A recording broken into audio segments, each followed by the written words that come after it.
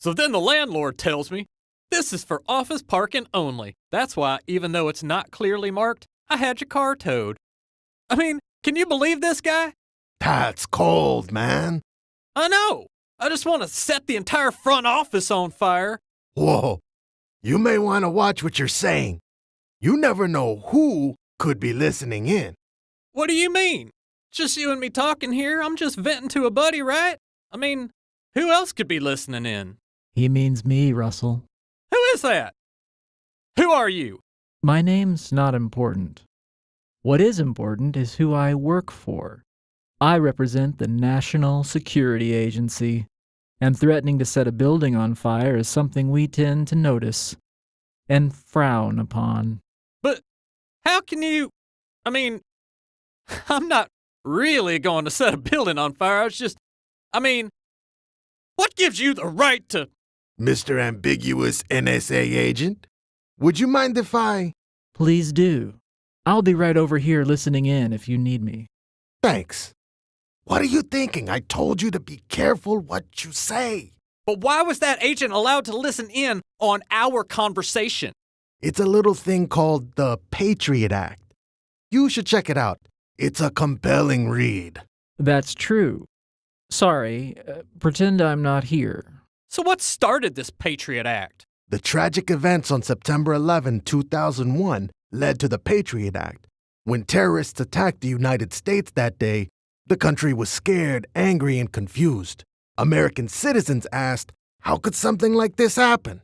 As a result, the American public encouraged a war on terrorism and supported an increase in domestic security. Because many of the terrorists involved in the September 11th attacks were living in the country for months prior, Americans asked federal law enforcement agencies to increase surveillance, share information, and access personal information in the interest of preventing future attacks. Hey, I thought you were staying out of this conversation. I changed my mind. Congress passed the USA Patriot Act on October 21, 2001, and President George W. Bush signed it into law on October 26. The act aimed to help the government combat terrorism. Supporters argued that fewer limits on law enforcement agencies would increase the United States' ability to protect itself against terrorism. Detractors argued that the new powers violated Americans' fundamental rights. Here are some of the bigger points of the Patriot Act. The act allows information from criminal probes to be shared with intelligence agencies and other parts of the government. These provisions have greatly enhanced information sharing within the FBI, CIA, and with the intelligence community in general. Yeah, but unrestricted sharing could lead to the development of massive databases about citizens who are not the targets of criminal investigations. Valid points on both sides. The Patriot Act also allows one wiretap authorization to cover multiple devices. This eliminates the need for separate court authorizations for a suspect's cell phone, laptop, tablet, carrier pigeon, whatever.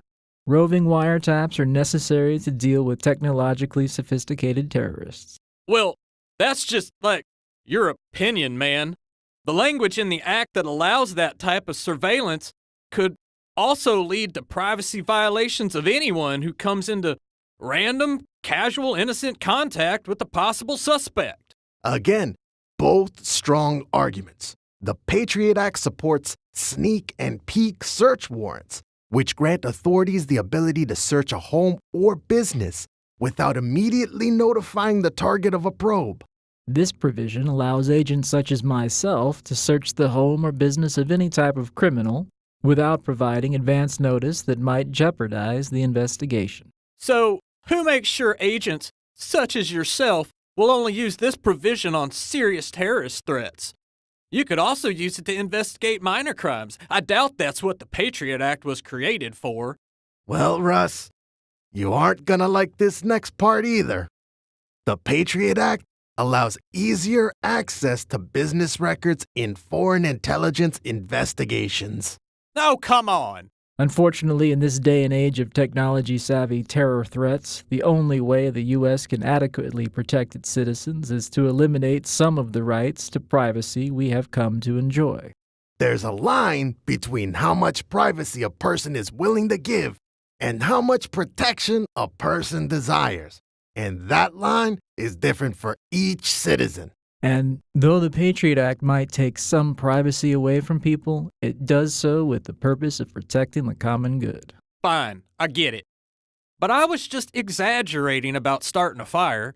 I know you were, Russell, but we can't be too careful. How about I use my influence to get your car out of the tow yard as a sign of good faith? That sounds like a good deal. I'm good with that. Say, Mr. Agent Guy, just out of curiosity, you weren't listening to my phone call last week when my girlfriend broke up with me, were you? No. Why? No reason. It's just, I don't normally cry like that, and I'm a little embarrassed now by how I acted, and I miss her so much.